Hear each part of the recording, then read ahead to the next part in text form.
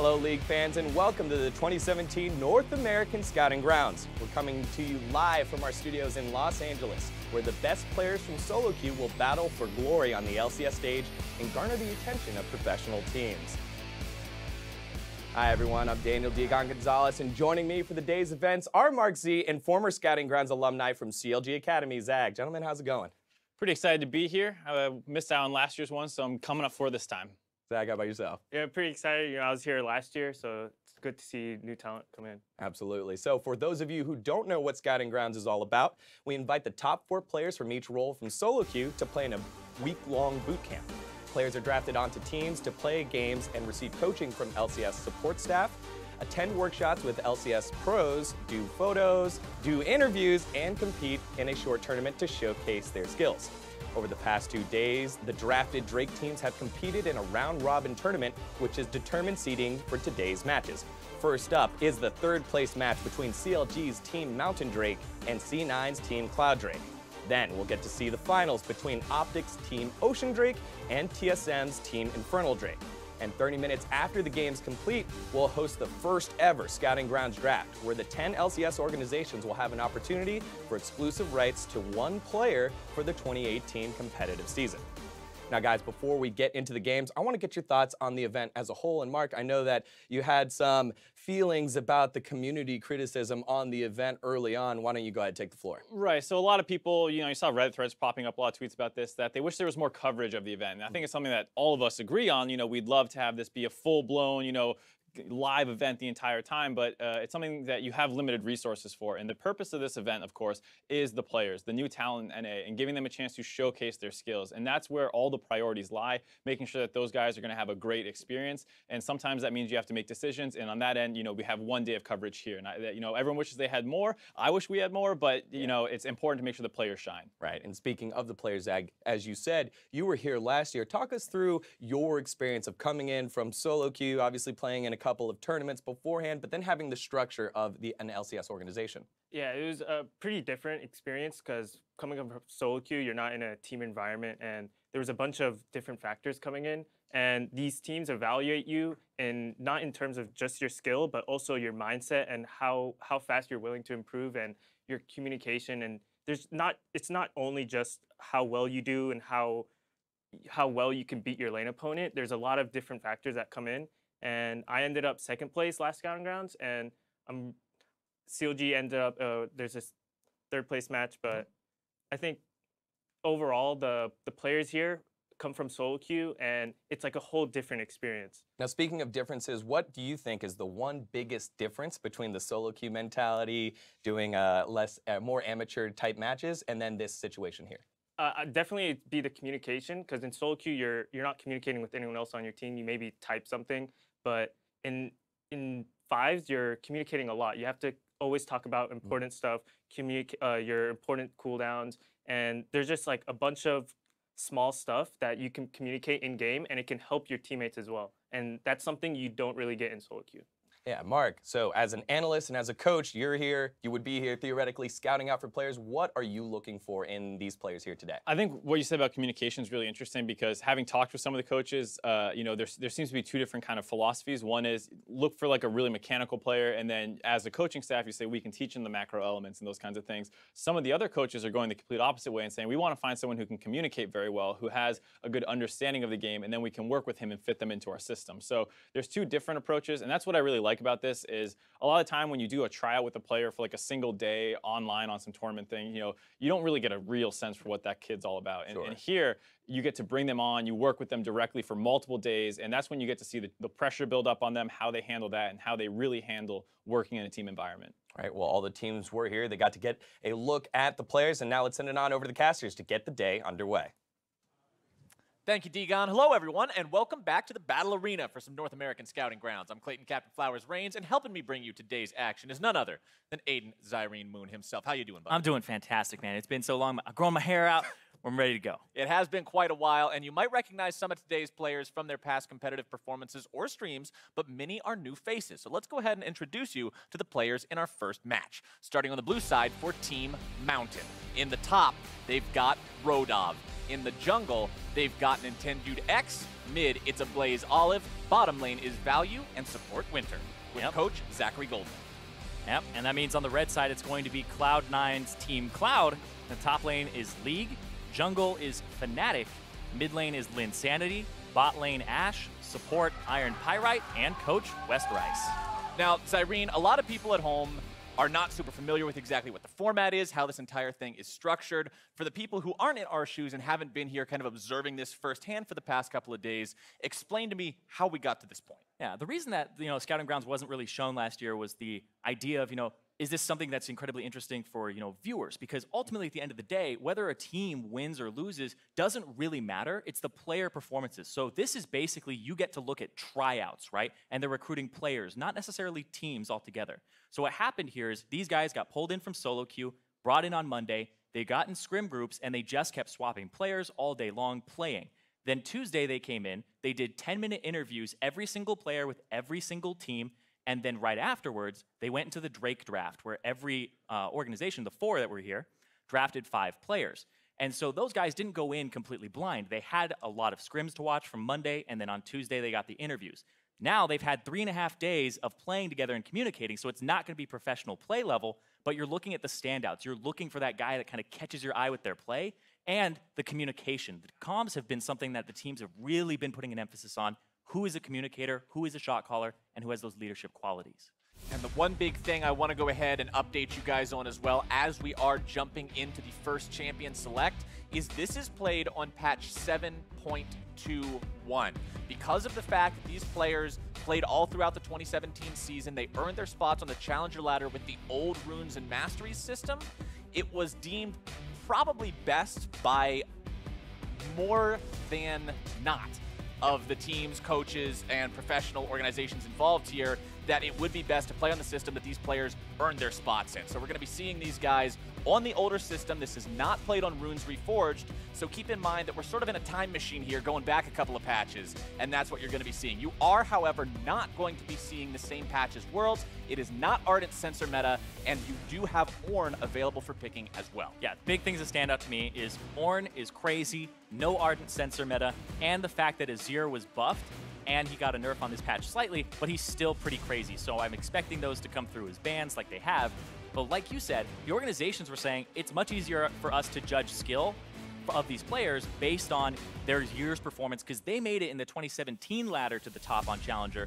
It would kind of be disingenuous to be like, here's Runes Reforged, and you're testing a skill of who can adapt, as opposed to who's a communicator, who's somebody who actually has great mechanical skill, as opposed to can figure something out on the fly. It's which skill set you wanted to measure, and this skill set was deemed to be more appropriate for the environment we're in. And now that environment has led us into this champion select for the first game. We've got Taric, Azir, and Varus banned out by the Mountain Squad.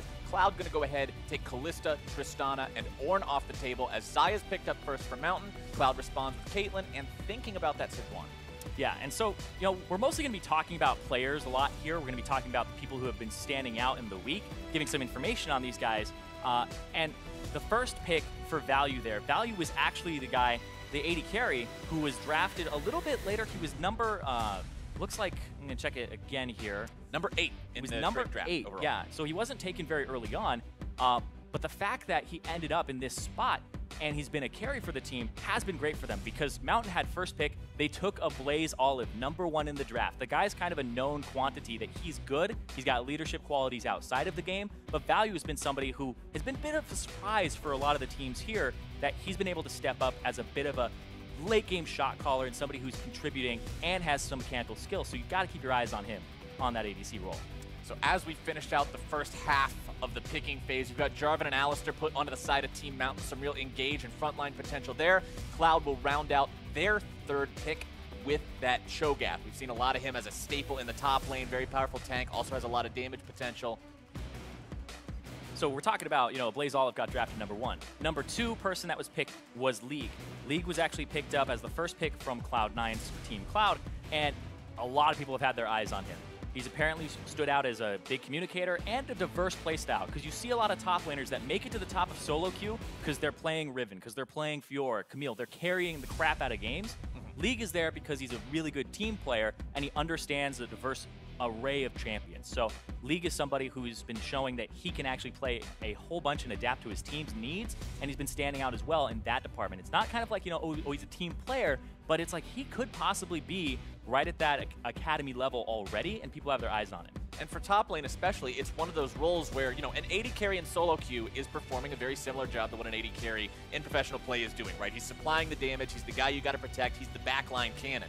But like you just said, those top laners, a lot of times, if you're playing Rivens, if you're playing Fioras, many pro metas are often these big tanky meatballs in the top lane that you're not going to be solo killing your opponent on. You're not going to be hard carrying the game, putting pressure on the turret by yourself. You've got to be able to work with the team, and being able to showcase that is exactly the kind of thing you want to see out of a top laner that has desires to play at the professional level. Going now past that second part of the bans, it's Janna and Karma banned away by Mountain. Cloud decided to take Maokai and Shen off the table. Braum locked in for Cloud. Nar and Malzahar round out the squad for Team Mountain. Yeah, we're mostly going to be talking about players, like I said. The champions will talk about the draft overall and what this is going to mean for matchups. But I really do want to talk about like that top lane matchup, because Radov, he's somebody who's been more of a split push player. You look at his solo queue, he's got a lot of jacks. He's been playing Ornn lately, but this guy has been carry oriented, and during scouting grounds, he's been a little demanded to kind of go for that tank role, because during the scouting grounds, you want to test these players. Sure, I know you can play those champions, but can you kind of change your champion pool and play something? You want to pressure these players and see what they're like under pressure before you draft them into your team. So the #2 pick, the #1 top laner taken here versus the top laner that was taken as the 16th pick overall in Radov. Yeah, it's not to show me how good you are at what we know you for. It's show me how good you can be at something that you're not known for. What are the question marks? How quickly can you adapt to those? How well can you rise to the occasion is one thing that can separate a good player from a player who's not able to be at that level. I mean, there's so many times in the past, if you think about all the different players we've seen over how many years of competitive League of Legends now, some players may look really, really good for a patch or two, or maybe even for a season or two, but if the meta shifts away from them, it can get really troublesome. You set me up for a fantastic transition into kind of the sore thumb here sticking out in the LCS experience guy and Nintendude in the jungle for Team Mountain. He's got that experience, he's got that voice, he's a known quantity, and a known quality, sorry, and knowing like kind of what he's gonna do alongside of Blaze Olive, you're expecting things to come from this jungle mid duo, because these are two guys that could potentially, like in a different timeline, be on an LCS team together, because they have kind of that level of mechanical skill. But does Nintendude still have it? And I know a lot of viewers at home are kind of asking that question. Why is Nintendude back now? What's he going to be able to do here? And especially up against Fnatic.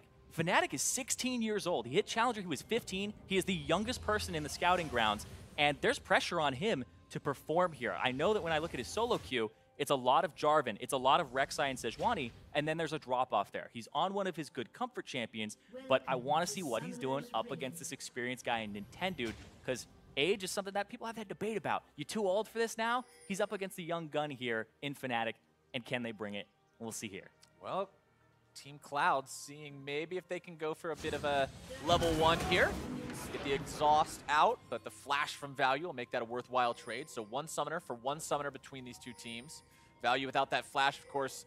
Xayah is one of those champions that sometimes can be tricky to actually pin down, take her out in a fight, but that's post level 6. Early on in the laning phase, not having that flash, he could be very vulnerable. Yeah, and we talked about, no more Ardent Sensor meta. We have 2 supports that are going to be going for aggressive summoner spells. No heal barrier bottom lane. So it is not that same Worlds patch by a long shot here in terms of what the bottom lane is going to be going for. More engage on the side of the Alistar.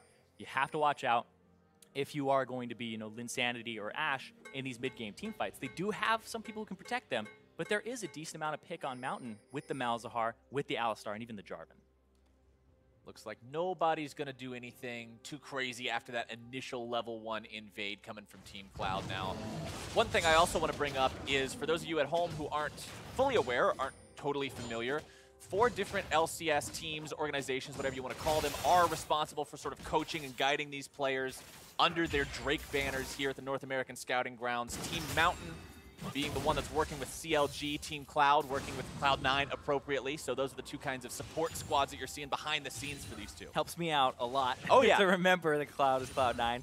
No, thank you, based Riot Gods, whoever decided that one. Elemental RNG was on our side this time. Cloud9 got the Cloud Drake. Optic got the Ocean Drake, so you got O for O. That'll be in the match coming up after this one. But for now, It's Cloud versus Mountain, and these two teams, remember, these are the two teams that their standings put them at 3rd and 4th overall, so they didn't have the most impressive showings in terms of victories in the first couple of days. But they still have the ability to impress, like you said, Zyrene, individually. That's what we're looking at here. It's not how many wins can you put up, how many enemy nexuses can you destroy. It's how well are you showcasing your talent as an individual player in the context of a team. How good of a player on a team are you? And seeing if Linsanity can adapt here. He got knocked up. Sanity knocked up into the air, has to flash away. Good gank coming out from Nintendude X very early here, blowing that summoner, doing a lot of damage too. I remember what I talked about with this duo of Nintendude and a Blaze Olive. A Blaze Olive is very vocal, and so is Nintendude, so you're expecting a lot to happen to whatever mid laner they've played against in scrims and across the week, and Linsanity's now going to feel that, and Fnatic is going to have to kind of help him break freezes, push out, get good back timers, and this is where you'll see 2-on-2s happen if they decide to go aggressive here. Both junglers hanging around. Fnatic not shy about what he's doing. Nintendude taking a little bit more stealthy of an approach, hanging out in the bush instead, but he'll back himself away. Fire off the Scryer's Bloom to get a bit of vision into the enemy jungle as well, as Fnatic likely will head towards that Wraith camp of his own. Bottom side, you can see Team Cloud actually taking the early momentum here, shoving the wave up. And you were talking a little bit earlier about, you know, your team's wins versus losses. These are the two teams that went 1-2 in matches and have kind of the worst win-loss record out of the 4 teams. But they have the #1 and the #2 pick in the draft with the Blaze Olive and League. And I know that the 10 teams, the organizations in the LCS, have been looking at these two guys saying, you know, I would be surprised if they did not go in the first 5 picks of the draft later, because they have been outstanding in individual skill despite not getting the results, right? You can't be results-based in terms of, oh, this guy won more games, therefore a better player. That's really what the Scouting Grounds is all about, is this player able to shine? And I think it's cool, because it means you kind of don't get stuck in elo hell. Even if your team that got drafted, you don't work very well together, you can still display qualities that LCS teams will go, that guy is actually somebody I would like to work with, even though like you have a bad win-loss record with this team, right? Because it's completely luck of the draw. And on the flip side, you know, if you have a team that's just crushing it in the Scouting Grounds, you may not get drafted because you weren't displaying the qualities correct.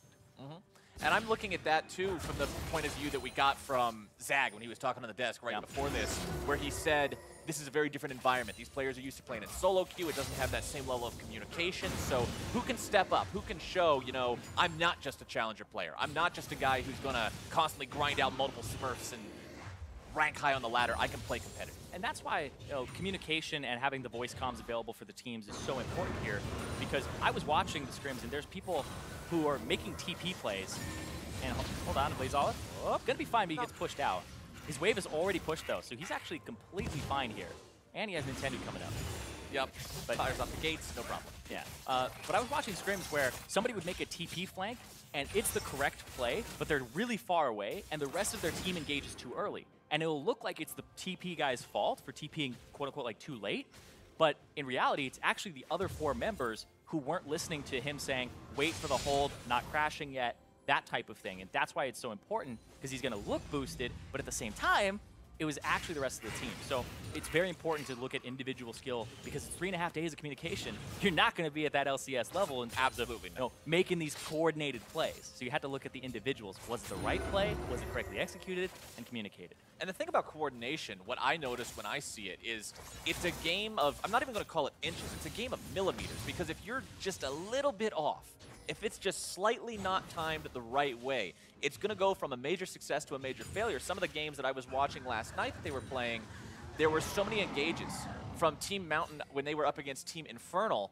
where they almost had it how they needed it. They got someone down to below 100 HP, but they just didn't quite have the damage or the angle that they thought they had, and it made the early game very tough for them. So Team Mountain, especially as I watch them today, I want to see this team make sure that instead of that 95% engage or that 95% shot call, they've got a 100.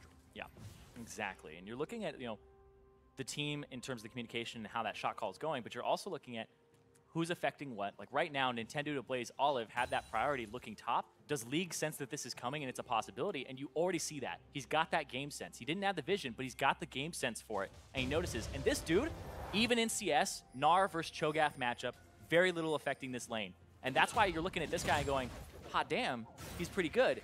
not getting harassed out of this lane early and completely destroyed. And then you look mid, and Ablaze Olive is up in CS, and he's been doing this all tournament long, but look at this. It's going to be 2v2, damage coming down. Linsanity going to be bursted first. First blood over the way of Ablaze Olive, but now you've still got another 3v2 coming out. They might be able to grab 2 off of this one. Fnatic goes down, and Nintendo X grabbing himself the kill. Yeah, When you got that duo of Nintendo X and Ablaze Olive, that high level of communication, it's very clear when I listen to their comms of what their intention is. You have to be prepared for it if you're Linsanity and Fnatic. And you saw that Iron Pyrite was trying to join, but Winter was a little bit closer at the time that it was called. And that play will put Mountain up to a nice early lead of about 1,500 gold. And you could see there, that's what we were talking about with that trigger pull. That's what we were talking about with that shot call of how Cloud wanted to go in themselves. Insanity was running up. He wanted to make that Rise play happen, but who was it that actually ends up getting the better of the trade? It's Ablaze Olive, who knows to retaliate with that ultimate. Yeah, and the reason is Winter backed, went to the top side of the map here off that back. Unexpected angle for the support to come from. Flash, pulverize onto Fnatic. Even though he has Flash, Fnatic a little too slow there, was not expecting Winter to go for that play or come for that angle. And that's the thing. There's no reason for the Alistar to be there except to make that play, so it's actually a good play. Because if you go by the textbook and say, all right, this guy's going to go and he's going to be a good support, he's going to go back down bottom, right? Nope, comes from the top side. And that's the stuff, like, we know that every single player here was at the top of solo queue.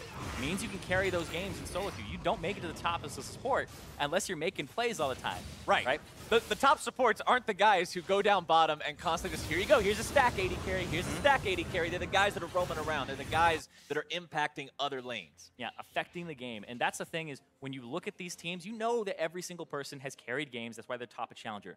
Can they work in a team environment? And they've been taught a lot of concepts over the week of how to communicate effectively. They've had a lot of player summits and player seminars here. They've had coaches that are players like West Rice. Mike Young is coaching the TSM team in Infernal. And there's been a lot of guests, and I think it's really awesome because I've seen the growth in just 3 days of these players. And that's what you're looking for as well as a scout, is how much have they grown in these 3 days with just a little coaching? Is this guy somebody that can really be at that top level?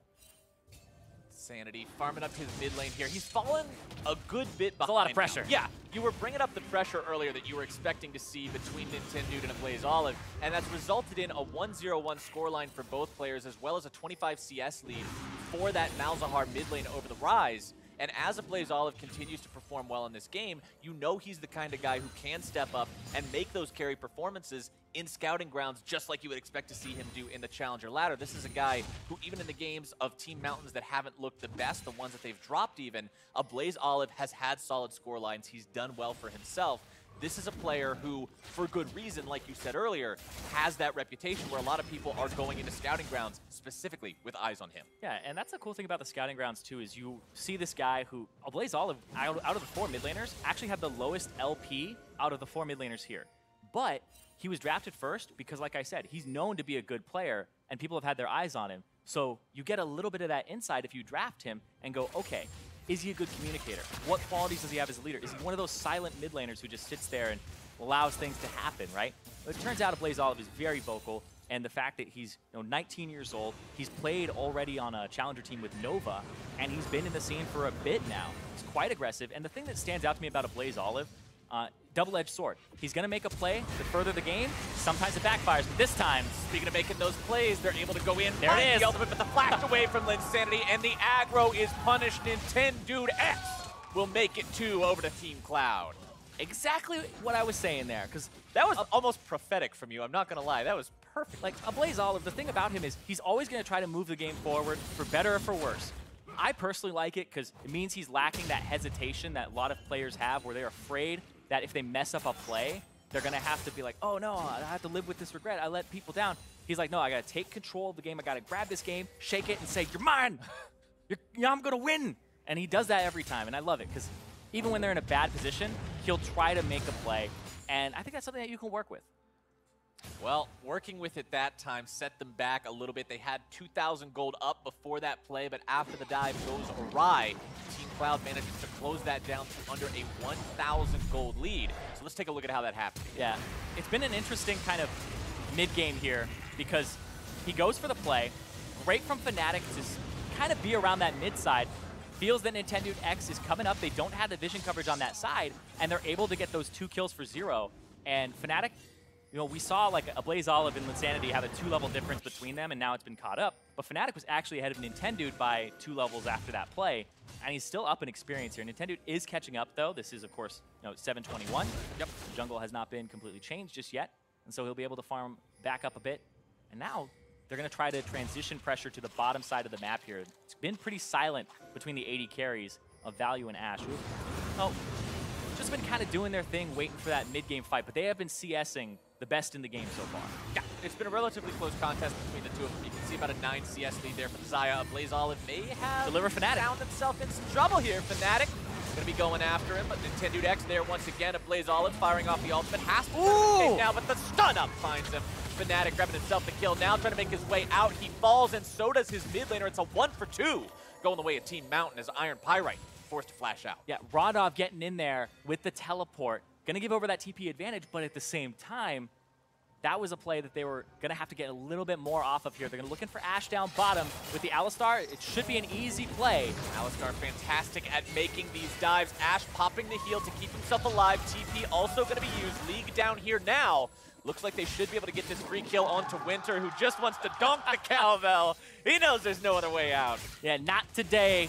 And that might actually be that Mountain Drake if they decide to go and rotate for it here with League down on the bottom side. Give over that pressure to the Gnar top. And this is what I talked about just minutes ago from Team Mountain and what I saw of them from the games I watched last night. The aggro all the time. Yeah, it's just constant button heads. And I like this from Linsanity. Puts Fnatic in there, gets a Blaze Olive, but his ultimate comes back up. Channels on Fnatic, keeps him there long enough, and I like the roam from Winter so much there to bop Linsanity out of the fight right before he gets in. And Gnar's gonna get that top turret. They're trying to defend the bottom side here. This is a race for that first turret, and it's gonna go over to Radov. Quite a messy one. Iron Pyrite down to 100 HP as well, so he can't really stick around, be a big part of any of these fights that may break out. Still over a 2,000 gold lead for Team Mountain after Radov managed to grab himself that turret up top. Also has himself nearly a 30 CS lead, so he's in a really good spot in terms of his economy. Yeah, and this 18-year-old really loves playing these split push champions. Like I said, the Jackson, his solo queue, the Shen for the split push, and he really knows how to use that teleport advantage when he has it. But right now, he's in that split push mode, and he has the Black Cleaver online up against the Cho'Gath. It's kind of, the Gnar's lane at this point. He can go ahead and push that advantage and be a pressure point for his team. So now, if you're looking at somebody on Team Mountain, you're looking at Radov. Can he be a linchpin for his team to have pressure in another lane? Because you need 2 points of pressure in most games to get an advantage. With that Black Cleaver, he's in a spot now where the Cho'Gath has to be very, very respectful. I mean, if you're League and you're too far out and you get caught, that's going to be problematic. And what you were talking about earlier, Zyrene, saying this is a game, this is a situation, an environment where you want to showcase your ability to really shine, to really stand out. Getting caught out is one of the worst things you could possibly do, because that shows an inability to read the state of the game correctly. It shows an inability to read the own danger that you're in correctly. Getting caught out is something I think every player right now in the scouting grounds is being very, very aware of and trying to avoid as much as they possibly can. Yeah, and there's some fun games I've been playing during the scouting grounds, just, in my head. I'm seeing so many control ward purchases from these guys. It's abnormal for solo queue. It's even abnormal for NALCS levels, where I'm watching people in the mid game back and buy 2 to 3 control wards as a mid laner sometimes. I think Ocean does it a little bit more than other teams from what I've been seeing, but we're seeing here like Fnatic backs for 2, you see 2 on the support earlier, and it's just a constant flow of control wards because they've been kind of taught to try and understand over this week the concept of controlling vision as a professional team.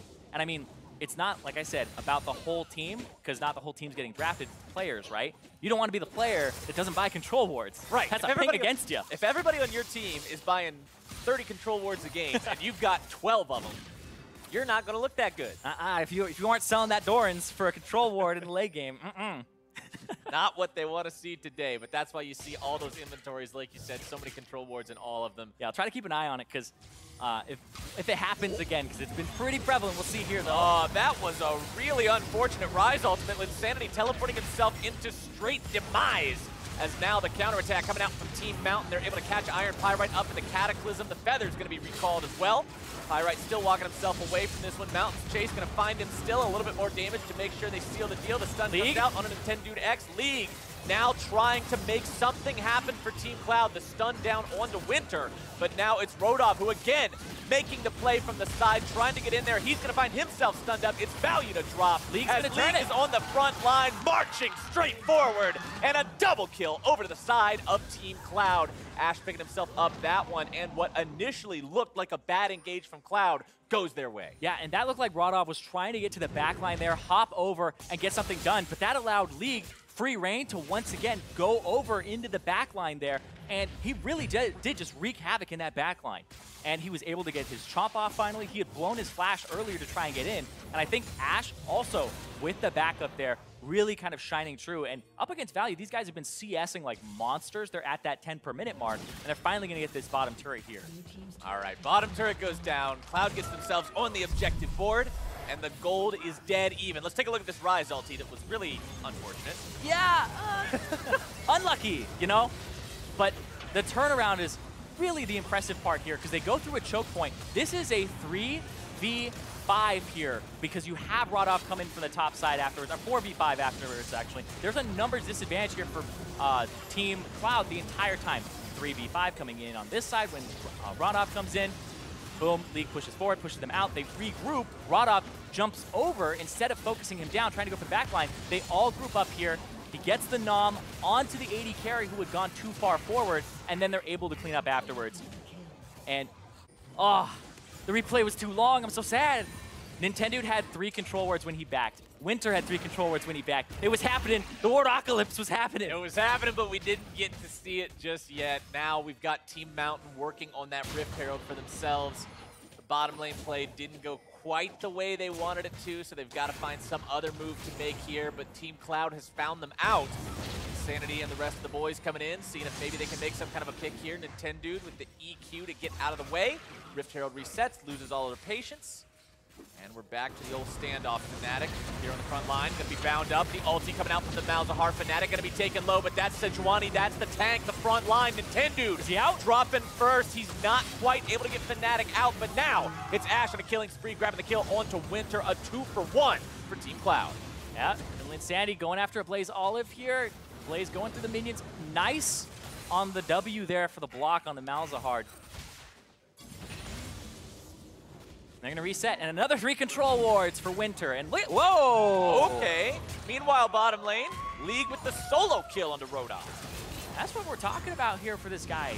People have their eyes on him because, I mean, he's honestly a big force. I mean, Cho'Gath is a champion that, you know, people have talked a lot about in terms of his balance and, you know, being pretty crazy, but League still was able to be even in the lane until it was affected later, and then was able to make a pretty good TP play on the bottom side that got Winter killed, and now he's getting a solo kill.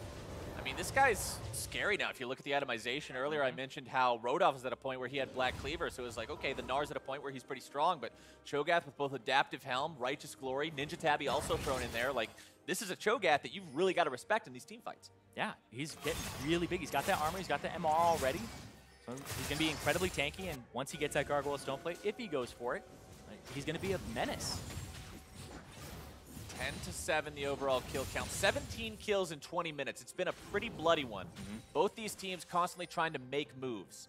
And that's one thing that I've sort of observed from the games that I watched before this one is when somebody makes a call, when they say, all right, this is where we're going to fight, this is what we're going to do, the team is all in on it. These guys are trying to make those moves. They're trying to do something to win the game. They're not content just hanging out, allowing things to happen, kind of as you worded it earlier. And they want to be the ones in the driver's seat. They want to make the ones making the calls. And right now, the call is for Mountain to push up mid lane. A little bit of HP remaining on that tier 1, but Cloud is able to take the tier 1 in the top side. It will likely just be a 1-for-1 here. If Mountain can even take the mid lane turret, which right now they can't do. Counterattack coming in. Nope. No portal this time. Insanity learned his lesson on the last one, but Winter's going to be caught out. A lot of CC coming in onto him. The Alistar ulti will protect him for now, but League has got the nom. They're able to grab the kill, but the counterattack is there. Team Mountain quickly turning this one in their own favor. It's a 3-for-1 as League now heads for the hills. The slow not going to find him from that Gnar boulder. And it looks like they are going to go all the way in for the dive here. The damage, the stun, the silence, a little bit more will do it, and the shutdown credit goes over to Value. Team Cloud bites off more than they can chew. Yeah, and that's going to be them looking towards the Baron here Ash is going to throw down some traps. They'll have to take some damage if they want to cross it. And that's what he's kind of saying is you're going to have to take some pot shots here. He's going to try to get them low enough. Ash trying to be as annoying as possible. Nintendo coming out over the wall. The shutdown for value. Ash did a lot of damage to these guys, though. Nintendo has about half a health bar, but the rest of this team is in dire straits. I don't know if they have the HP to actually be able to take this one down. Heal's going to be used immediately. Baron down to half HP. They may still be able to get this. Iron Pyrite coming in from the side. Winter's also back to keep him away. And Baron Nashor is secured by Nintendo X and Team Mountain. Now, Zyrene, when I'm watching these games, the same thing's happening this game that I saw happen last night when I spectated these. And a big thing that's happening a lot of the times is the team that goes in really hard often gets punished for an overengage. Yeah, and this is the counter engage. It's the Doom Jacuzzi. It's the Malzahar ultimate on top of the Jarvan ultimate here. Multiple people stuck on top taking that damage. And then the slam. It's the Jarvan, the Narvan combo from years ago.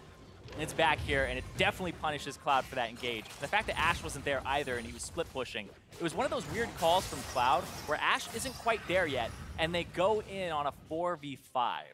Because I can see what their train of thought was. We got this big Cho'Gath. We should be able to catch somebody out, burst somebody down, but it just wasn't where they needed it. It's what I was talking about with having that shot call not quite be to the level they needed it to be at, and it ends up getting them punished. And honestly, the consequences of that are pretty huge with Baron being the reward. Yeah, and even though, you know, the Baron went over, we're going to see an engage here. It's going to stick on Winter. He's out. Winter flashing away, though. All right. All right, it's ward time. It's time to play the game. All right. Oh, hold on, not yet. It's time to play the real game. But Blaze Olive able to find the pick onto Ash. That is a huge one to start the fight out with. Now the stun down Bundle Insanity. Both parries already dead. The Blast Cone knocking the rest of the team away to safety, but Iron Pyrite not going to be safe for long. The double kill for value, and it's 3-0. Team Mountain has really started to find their momentum, find their comfort here. They are in control. They're pushing down mid lane. The tier 2 is going to fall. They're pushing right towards the face. It has been a bloody game, more than a kill per minute, and they are just pushing straight down here. And like you said, they're trying to push that tempo. They're trying to find those engages, and they're trying to set up that vision too. Everybody has control wards, 3 for the jungler, 3 for the support. There were 2 in somebody else's inventory earlier. It just keeps going. I was looking at the ward stats. Yes, Scouting Grounds, it is official. Actually, on day 2 onward, they have purchased more control wards per minute than the NALCS by a decent amount. We're talking more than a ward per minute. And if you're looking at that in terms of the context of a game, Scouting Grounds on average will purchase more than 30 wards in an entire game, control wards, than an NALCS team. These guys are all in on vision. It's actually insane how much they're warding. Well, for Team Mountain, it's actually insane how far ahead they've got since grabbing that Baron, too. I mean, this game, after they had got that Baron, the gold was practically even, and now they're up over 5K because of this right here, this pick onto Ash. Yeah, the fact that they ended up getting the Caitlyn in the Malzahar ultimate the whole time. This guy's got to get a QSS. You're up against the Malzahar. Adapting your builds is a huge part of being an AD carry, especially against somebody who can pick you. You might say, yeah, I'll be good enough that he never catches me, but if that does happen, if a Blaze Olive finds the opportunity, if Winter finds the opportunity onto him, it's still one of those moments where it could cost you so much, and it did there. If you're a Caitlyn and you're up against a suppressed champion and you get caught even one time, game's over. That could be the end of the game. There's no way out of it because you're such a critical part of what your team does. You're so much of the damage. Look at the threats on the side of Team Cloud. You've got a Ryze, you've got a Caitlyn, and you've got a Cho'Gath R.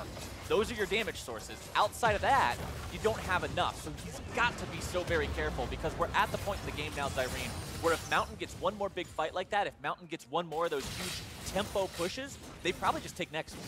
Yeah, they're actually in a position right now where they have the split push advantage. They have Rodolph on this champion that now has the Frozen Mallet as well as the Black Cleaver, and he's in a fantastic spot. They have that middle inhibitor down, and they have pressure in all 3 lanes now because of it, and this is that kind of slow bleed. With those 2 Mountain Drakes behind Team Mountain, they'll get these turrets if they keep sieging.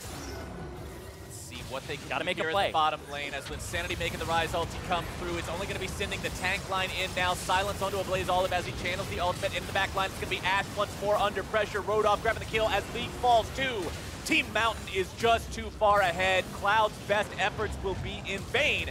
The fight will go the way of Mountain, and they should be able to take the game shortly after this one. Insanity running away, Silence up, trying to get out, but Winter says, no, sir. not today. Gonna lock him down as the malefic visions possess his mind, but Ablaze Olive might just find himself taken out here. Winter's blocking. Winter Oh! trying to body block, not quite successfully, but Value grabbing himself a dominating streak. The Nexus itself falling now, and Team Mountain goes up 1-0. It's a bloody game all over the place. Absolutely. If you want to know what kind of scrims look like, throw yourself at the other team over and over again. It's kind of a little bit of insight into what it kind of looks like there. High-tier solo queue game in terms of mechanics, but getting a look at kind of what this NA Scouting Grounds has been like all week for these players. Mountain, feels good about that win. And at the same time, though, the individuals on this team, well, it was a little all over the place. Yep. Blaze Olive had some great moments. Then there were moments where it was a little too aggressive. Him and Nintendo teaming up looked like a force to be reckoned with that looked like Cloud really couldn't deal with at the start, and then Radov kicked in with Winter's roams being a huge part too. And that's one of the themes that I've noticed from the games that I have watched so far, both before this one and including this one, is that there is no super clean, start to finish, SKT textbook victory in If there any were, of these. draft that team. If there were, all of them. If there were, you draft that team. But there are none of those. There's mistakes on both sides, and it's just which team better adapts to those mistakes, better recognizes the mistakes, and better minimizes the mistakes as they move forward. That's the team that'll take the win, and that's what you saw from Team Mountain this game. Yeah, it's my kind of game, straight out of solo queue. I am so down for these games. I find them so entertaining because you get a lot of insight into what it looks like when teams start getting together and what their kind of the early stages are going to look like. And you're still able to see kind of diamonds in the rough. Like talking about Cloud, League in the laning phase was good. And then you got down to kind of like Iron Pyrite versus Winter. Winter was just a little bit sooner on the roams. The guy has been shot calling for a while. And shot calling and contributing on a team that has both Nintendo Dex and Ablaze Olive as somebody who hasn't really been in the competitive scene before is quite difficult to do. I know that Winter actually used to be a sub for Cloud9, so he does have, a little bit of experience prior in a competitive environment. Well, for a deeper dive into exactly how that one happened, let's check in with the analysts. Well, thank you very much, Captain Flowers. And so there it is, Mountain taking an early 1-0 lead here in our third place match. And let's start with the team compositions here. Relatively standard across, but one thing that I did want to point attention to is Ablaze Olive on Malzahar. Yeah, he's a guy who had been the focal point of his team, and you can still see it in play style, but before he was taking a lot more powerful champions in the sense where they can really snowball a game off their own individual play. Malzahar, you want to combo his ultimate with other people, and they were able to do that a couple times, but it was less of the, I'm going to play Syndra, I'm going to play these hyper-scaling champions that will take over games and always have one-shot potential. This time, the Malzahar, a little bit weaker of a pick early on, and they still managed to execute with it. It seemed like Mountain got a lot in return for what Cloud wanted here. Cho'Gath kind of going over to Cloud, Rise being the last pick there, but not really panning out. Do you think there was something there in the draft that Cloud could have done differently in response to Mountain's draft so far? I think both comps were pretty straightforward. Cloud's comp was just front to back. You group up, you use your feast, and you just eliminate a champion early on, and then you just roll over with Caitlyn. I think both comps had pros and cons, but Team Mountain Drake pulled through it in the end. That's right, your CLG coached Team Mountain Drake went in that first game. So it was clear no matter what champions were played, this is going to be a game that was played through the mid lane. Ablaze Olive and Linsanity. The mid lane pool here at Scouting Grounds just overall very, very strong. And we have a pretty good look at it here at 7:30. Mountain Drake in the mid lane making plays. And Ablaze, he's a big, big guy here that is able to make plays. Yeah, you see, it kind of baits Linsanity into want to punish that teleport that comes into the middle of the lane, but unfortunately, you already had Winter roaming up with his jungle on the top side, so able to turn this 2v2 gank initially into a 3v2, and then by the time the other support shows up, it's already too late. However, on the opposite side, we get to see what happens when Ablaze goes a little bit too aggressive. Yeah, and then you see here, he makes a play, and they don't have the proper setup, and then Sejuani gets a good counter engage and stuns Malzahar under turret. And that's a little bit surprising because right before the dive happened the first time for Mountain Drake, we saw Nintendo Dex roaming up for Team Mountain onto League in the top side, and League had the right game sense, there was communication, and the casters talked about it, he backed off But then Nintendo just roams down to the mid lane and gets a kill there. I think that's the thing, one thing you pointed out was just like the setup wasn't there. And I think that's one of the things that you learn a lot playing competitive play, because when you play solo queue, it's like, I see a play here, I'm gonna go for it, right? Yeah. And then when you get to the competitive scene, you need to take the correct steps to make sure that you're actually setting that play up, because you need to know what you're walking into. That dive was an instance where they didn't know the jungler was there, they get punished. And you can see that happens a couple more times over the course of this game. Right here in our next replay at 11:30, Cloud Drake heading on over to the bottom side of the map and not finding the right vision and immediately getting punished. Yeah, the Ryze portal just goes in, and then Ryze just gets instantly deleted. And then the Malzahar ult is a little unlucky there, but they keep going. Just Xayah ult goes through. I'm not sure if that was necessary, but they keep going. The Gnar is coming down from top river there, and he thinks he can make a big play here, and then you'll see in a second, Gnar is coming down, and then he starts hitting, and then he tries to go for a big play here, tries to get to Caitlyn, but I believe he costs his team, and Yeah. gets feasted, and they just get wiped. Right. Caitlyn just... You gotta learn how to slow play it, right? Yeah, so that was the Gnar shows up, too fast. throw some boomerangs, slow him down, but he ends up hopping into the middle of the fight, into the middle of the enemy team, gets kind of blown up for that one. And like you said, you know, the Ryze ult way too early, not the proper setup once again. And they were just talking about on the cast how there were so many control wards on the side of CLG, placing it everywhere to prevent a dive like that. No setup there by Linsanity. It looks like his team's going to lose it, but instead it gets turned around. And I think a lot of what we're seeing so far in the tournament is that I think I can mentality. I think we can win this fight if we just outplay it. Unfortunately, not a lot of setup. Finally, in the mid lane at 22 minutes, the Mountain Drake secures the Baron after this botched engage. It's funny you say Mountain Drake secures the Baron. That's a funny sounding sentence. Mountain Team, I guess. But either way, you see there, Cloud wanted to punish them in the mid lane, but they end up going on the Alistar without their fed Caitlyn there. So that's one of their primary damage dealers. At this point, was a full item ahead of the enemy Xayah. So not having her there leads to a long chase down sequence. They end up losing 4 members of their team, and this will enable Mountain to grab the Baron. Yeah, so this will lead into the Baron. But so far, has anyone stood out for you? Obviously, Mountain Drake, Team Mountain Drake, CLG's Team Mountain Drake, seems to have found the team success, but was there someone that jumped out? I think it was pretty standard overall. It's just they play through mid a lot, Team Mountain Drake. Blaze Olive and Nintendo really like to get their advantages through mid. And bot lane was just like a farm fest. There wasn't really much going on. And in the top lane, it was just Gnar versus Cho'Gath.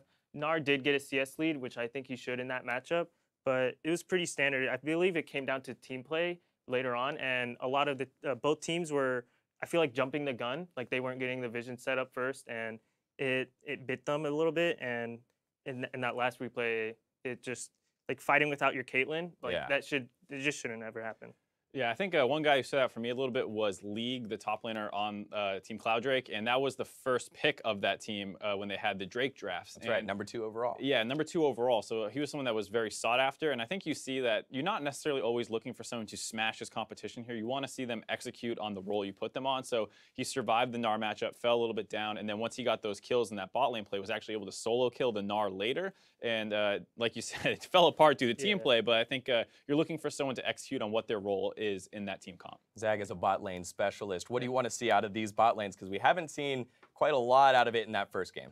Yeah, I'd like to see, like, if I'm picking Caitlyn, I'd like to have like a lane dominant matchup with my support. They picked Braum, which I believe this meta, people tend for more tanky supports, but maybe going for like a more aggressive support, break that bottom lane turret first, roam around the map and get a snowball advantage. Maybe the teams are just more comfortable here with just slow pace and then tanks and the supports. But personally, I would like a more aggro support. How about yourself, Mark? Any other position that jumps out at you?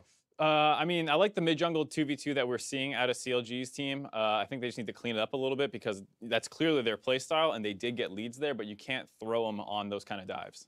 All right, we'll get to see if the Dude and a Blaze Olive will be able to close it out here for Team Mountain Drake, or if Linsanity will be able to come back. But when we come back, it's Game 2 between Mountain and Cloud. Stay with us. You're watching the North American Scouting Grounds.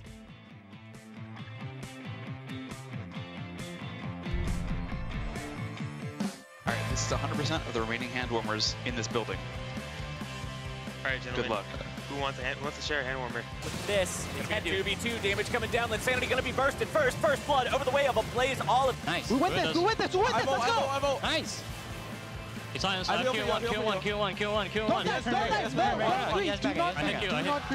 League has got the nom. They're able to grab the kill, but the counterattack is there. Team Mountain quickly turning this one in their own favor. It's a 3-for-1. I'm on Caitlyn.